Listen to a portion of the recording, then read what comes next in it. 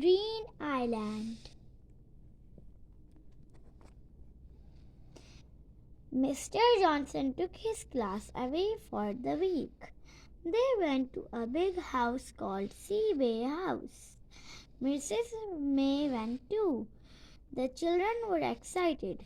Seaway House was near the sea and there were lots of interesting things to do. Everyone unloaded the bus. Some of these bags and cases are heavy, said Mr. Johnson. We're only here for a week. Mrs. May found a toothbrush. Whose toothbrush is this? She asked. Oh dear, said Biff. I think it's mine. Mr. Johnson showed the boys their room. You will be sleeping in here, he said. I want the top bunk, shouted Chip. No, I want the top bunk, shouted Wilf. Mr. Johnson tossed a coin. Heads or tails, he said. Mr. Johnson gave the children a map. Then he took the children for a long walk. After a while, they stopped for a rest. The children looked at their maps. Mr. Johnson showed them the places they could see. Your map's upside down, Biff, said Wilf. Nadim pointed to a little island out at sea. What's that island called? He asked. Look on your maps, said Mr. Johnson. Who can tell me what that island is called? Chip and Anina knew. It's called Green Island, they said. Everyone was hungry after the long walk. When they got back, it was time for supper. The children served the food and then they helped wash up. I don't like washing up at home, said Wilf, but it's fun washing up here. That night the children were tired, but they couldn't sleep. Chip kept telling jokes and making silly noises. In the end, Mr. Johnson came in. He was cross with Chip. I'll send you to bed at 6 o'clock tomorrow if I hear any more noises.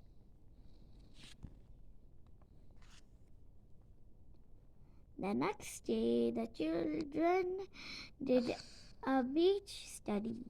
Some children worked with Mr. Johnson. They made squares on the beach and looked at everything in each square.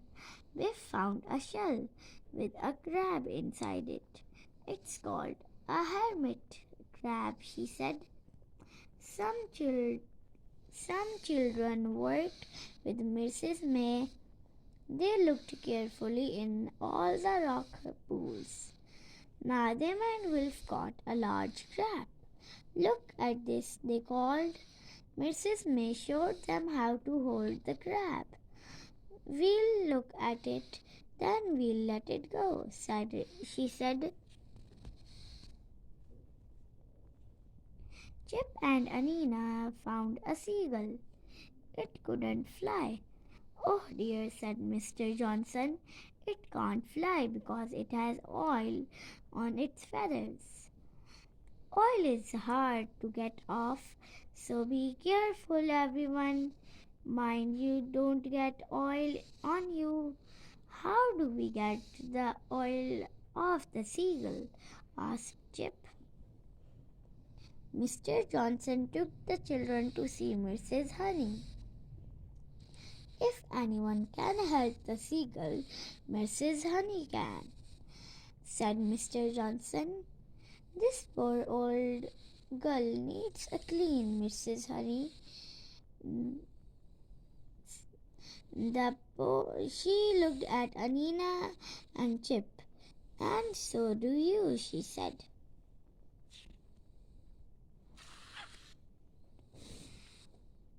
Oil is terrible stuff, said Mrs. Honey. You can see what it does to animals and birds if it spills into the sea. It is terrible, said Mrs. May. I am having trouble getting it off Chip and Anina. I feel really sorry for the seagull, said Chip. What will happen to the seagull? Asked Wilf. Its feathers will be damaged, said Mrs. Honey. So first we'll clean the oil off. Then we'll look after it for a week or two. It has to get strong again and its feathers have to get better. Then we'll let it go. Mrs. Honey looked after all kinds of animals. She showed the children an otter, then she gave it some fish. She's a sea otter, she said. I call her Fiona. She was hurt by a boat. Now she's better. I'm going to let her go. Sea otters live on Green Island, said Mrs. Honey. If you like, you can come to the island with me and watch me let Fiona go. Mrs. Honey had a boat. There's room for everyone, she said. If we're lucky, we may see some more sea otters. The children went across to Green Island in the boat. Mrs. Honey stopped it a little way from the island. The children looked carefully. Suddenly, Anina pointed to some rocks. I can see another otter, she said. Look, everyone. There aren't many sea otters left, said Mrs. May. So that was a wonderful thing to see.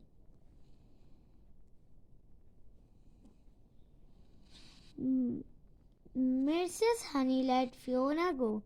The otter dived into the sea and swam towards the rocks. Will Fiona be all right now? Asked Wilf. I hope so, said Mrs. Honey. Mrs. Honey took the boat to the other side of the island. You can get out and explore, she said. If you keep quiet, you will see all kinds of seabirds. The children jumped out of the boat and went to look around the island. The children saw a small cave. They ran to see it. I wonder if it has treasure in it, called Wilf. Maybe it's a secret tunnel, said Nadim. Maybe it leads to a secret computer base. But when they got to the cave, they found something else. In the cave were some drums.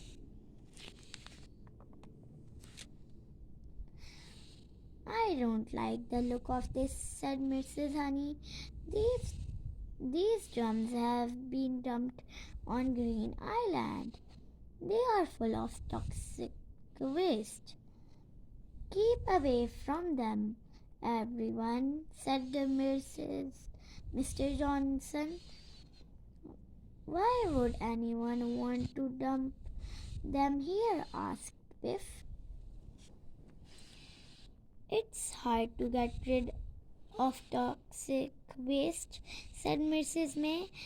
It costs a lot of money to do it safely, so people dump it. We should tell the police, said Mr. Johnson. These drums can't stay here, said Mrs. Honey. They could do a lot of harm to the wildlife. Suddenly, Chip and Wilf ran up to Mr. Johnson. "There's a boat coming to the island," said Chip. "There are four people in it." "I don't like the sound of this," said Mr. Johnson. "Keep out of sight, everyone," said Mrs. Honey. "I want to see what these people are doing." The boat stopped at the island and four people got out.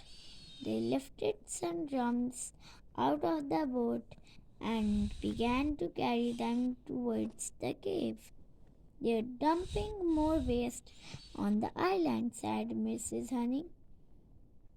"I want everyone to run back to my boat. Don't make a sound. I have an idea." The children did what Mrs. Honey told them. They ran to the boat with Mrs. May and climbed in. "I hope the boat will start," said Mrs. May. "If it doesn't, I don't know what we shall do." "Do you think those people are dangerous?" asked Chip.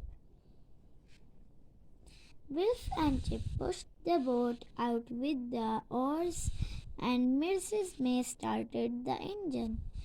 "So far, so good," said Mrs. May. "Let's hope Mrs. Honey's idea works." "I hope Mrs. Honey and Mr. Johnson will be all right," said Wilf. Mrs. Honey's idea worked. She and Mr. Johnson had taken the other boat. The other people couldn't get off the island without it. "Hooray!" shouted the children. "They won't get off Green Island unless they all swim all the way back." "What are you doing with our boat?" shouted a man. "Bring it back." "I'll get the police to bring it back," shouted Mrs. Honey.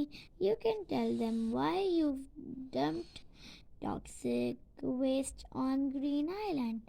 "Grrr," said the man. The police took the people off the island. "Taking their boat was a brilliant idea," said Mr. Johnson. "I'm glad we caught them," said Mrs. Honey. "And I'm glad you were with me. I couldn't have taken their boat by myself." "What an adventure," said Mrs. May. "Look at those drums of toxic waste," said Wilf. "I can't think why people would dump them where they could do so much harm." "I'm glad the otters will be safe on the island now," said Anina. At the end of the week, there was a party. Mrs. May played her guitar and everyone sang songs. Mrs. Honey came. She told the children stories about some of the animals she had looked after. "But you have the best story to tell," she said. "It isn't every school trip that becomes famous."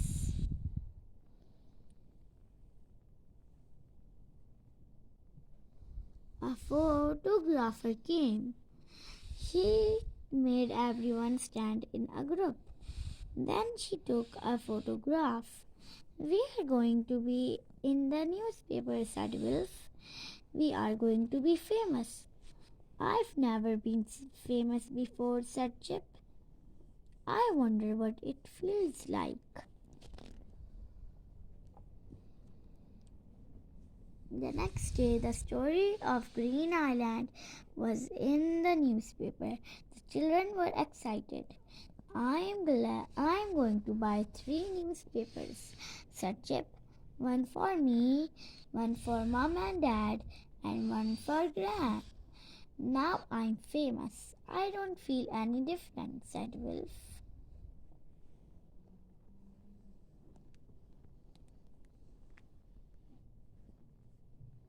The end.